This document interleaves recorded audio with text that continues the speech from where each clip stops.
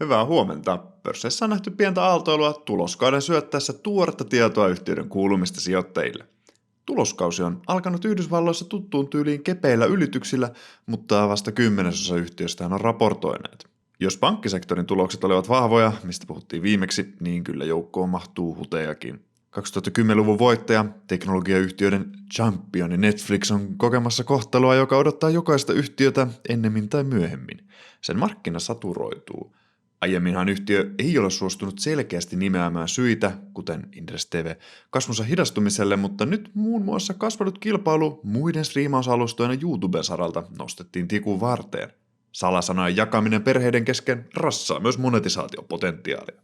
Yhtiön tilaajamäärä laski nettona ja yhtiö ohjasti tilaajamäärän laskevan lisää toisella kvartaalilla.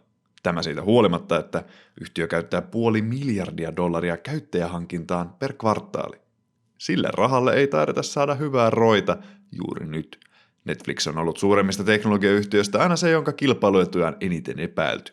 Käytännössä kaikki, mikä vie vapaa-aikaa perheestä pelaamiseen ja YouTubeen sekä Interesin analyysien lukemiseen, kilpailee Netflixin kanssa, eikä yhtiö voi kuin kaataa lisää rahaa sisällöntuotantoon vastatakseen tähän haasteeseen.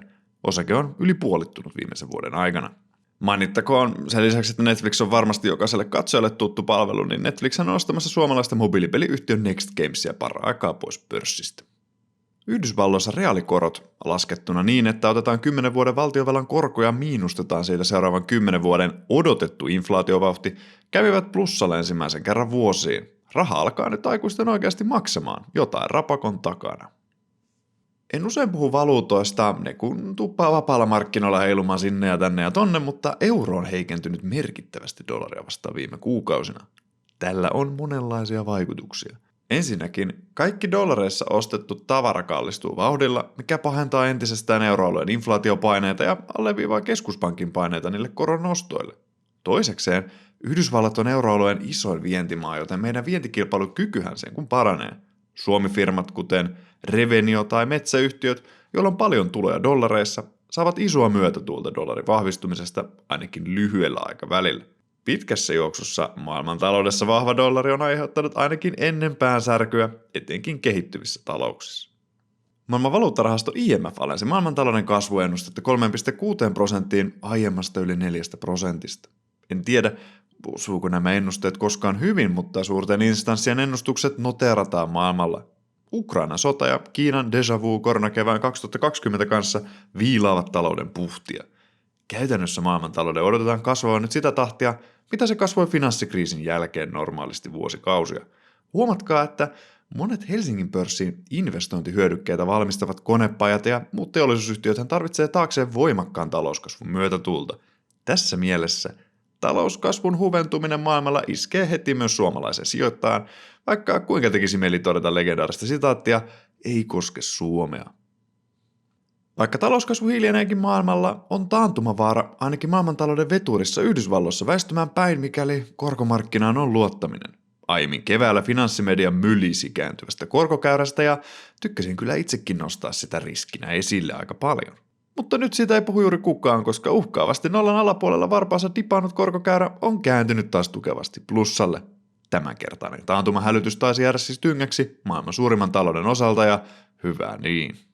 Puhutaan tällä videolla vielä zombifirmoista. Niistä on puhuttu viime vuosina paljon, mutta näyttää tuoreen tutkimuksen valossa siltä, että ainakin Yhdysvalloissa niitä on paljon pelättyä vähemmän ja näin myös Suomessa. Muista laittaa peukka ylös ja kommentoida, jos opit videosta jotain uutta ja viihdyit. Viime vuosien kestopuheenaihesijoittajan parissa on ollut zombiyritykset. Zombiyrityksiksi kutsutaan firmoja, jotka eivät pärjäisi ilman halpaa lainaa. Laahustaessaan elävien ja terveiden yritysten seassa zombifirmat syövät talouden tuottavia resursseja ja inhimillistä pääomaa. Tämä aiheuttaa talouskasvun hidastumista. Se heikentää schumpeterilaisen luovan tuhon voimaa, jossa vanhojen yritysten konkurssit tarjoaa kuin tufkan, missä uudet firmat nousevat Phoenix-linnun lailla. Yleensä zombifirma kritiikkiin kuuluu myös keskuspankkien nollakorkopolitiikan moittiminen kaikista talouden ja miksi nyt ei oman henkilökohtaisenkin elämän ongelmista selkäkivuista alkaen. Tilanne ei ole kuitenkaan niin synkkä, ainakaan Yhdysvalloissa tuoren tutkimuksen mukaan. Eikä käsittääkseni myöskään Suomessa, vaikka aiheestahan tihkuu tietoa aika rauhalliseen tahtiin. Tuore tutkimus väittää, että Yhdysvalloissa zombifirmoja ei ole kauheasti, eivätkä pankit lainaa niille rahaa. Sukelletaan syvemmälle tutkimukseen. Zombiksi määritellään tässä tutkimuksessa firma, joka on korviaan myöten veloissa, jonka korkomenot ovat suurempia kuin liikevoitto ja jonka liikevaihto on laskenut ainakin 3 vuotta putkeen. Näillä kriteereillä vain noin 5% firmoista Yhdysvalloissa on ollut tutkimusajankohtana zombeja. Huomatkaa, että yhtenäistä kriteeriä ei ole ja joissain tutkimuksissa zombifirmojen määrä on saatu jopa 15%, mutta tällöin kriteerit ovat olleet myös laveampia.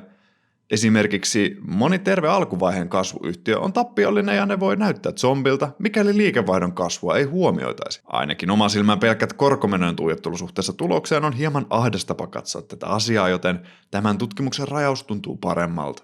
Tutkimusajankohta on vuodet 2014-2019, joten mukaan mahtuu niin löysää kuin vähemmänkin löysää rahaolojen tilaa. Eräs hypoteesi kuuluu, että heikommassa jamassa olevilla pankeilla olisi houkutus lainata finansseiltaan kuraisellekin asiakkaille, jotta niiden ei tarvitsisi alaskirjata niitä lainasaatavia. Tutkijat eivät löydä tällaista käytöksestä paljon viitteitä Yhdysvalloissa. Syynä voi olla, että finanssikriisin jälkeen jenkkipankit pääomitettiin vahvasti, joten niiden ei tarvitse potkia luottotappioiden kanssa vierivää tölkkiä mäkiä ylös. Tapausesimerkkinä tutkijat käyttävät öljyn hinnan romahdusta vuosina 2014 ja 2015, joka kaatoi monet öljyn poraajat nurin. Myös monet pankit joutuivat liriin, mikäli niillä oli suuri altistus lainaportfoliossa öljyn pumppaille. Tällöinkin pankit pitivät lainastandardit tiukkoina ja lainasivat mieluummin firmoille, joiden tulevaisuuden näkymät olivat ruusuisemmat. Summa summarum, Amerikan yrityskentässä ei ole zombiepidemiaa. Zombifirmat todellakin päätyvät konkurssiin ja antavat tilaa terveille yhtiöille, jotka uudistavat taloutta. Jos tutkimus on oikeassa, tämä on huojentava uutinen talouden kannalta. Mikäli taloudessa vilisisi zombeja kuin Romeron elokuvissa, nykyinen nousevien korkojen ympäristö voisi aiheuttaa pian isompia ongelmia. Suomessa ei ihan tuoretta tutkimustietoa ole saatavilla, mutta meilläkään zombiepidemia ei näytä mittavalta. Eurokriisin jälkeisenä nollakorkoaikana Suomessa zombifirmojen osuus teollisuudessa on ollut hieman koholla vajaassa 10%, siis teollisuusfirmoista, ja niiden osuus työllisyydestä oli hetken aikaa jopa 1/5. Tilanne on kuitenkin korjaantunut suhdanteen parantuessa. Pitääkin muistuttaa, että taloussuhdanteet vaikuttaa totta kai zombien määrään. Matalien korkojen ja zombien suhde ei ole muutenkaan suorasukainen, koska matalien korkomenojen aikana harvempi firma osuu zombikriteereihin. On mielenkiintoista, että tutkijoiden mukaan Suomessa 2/3 zombifirmoista lopulta toipuu ja 1/3 lopettaa toimintaansa. Voi olla, että koronakriisin aikainen talouskohmelo ja massiivinen elvytys on muuttanut tilannetta, mutta ainakaan ennen sitä ongelma ei ole ollut ilmeinen. Zombifirmat eivät näytä selittävän Suomen talouden ongelmia. Zombifirmojen rellestys taitaakin syödä resursseja enemmän muualla Euroopassa tai Japanissa. Inderes.fistä löytyy tänään tuloskommentteja muun muassa Metso Outotekistä sekä Basvaresta. Sen lisäksi löytyy yhtiöpäivitystä Goforesta ja Keskosta. Kiitos videon katsomisesta, lukekaa analyysiä ja tehkää hyviä osakepoimintoja.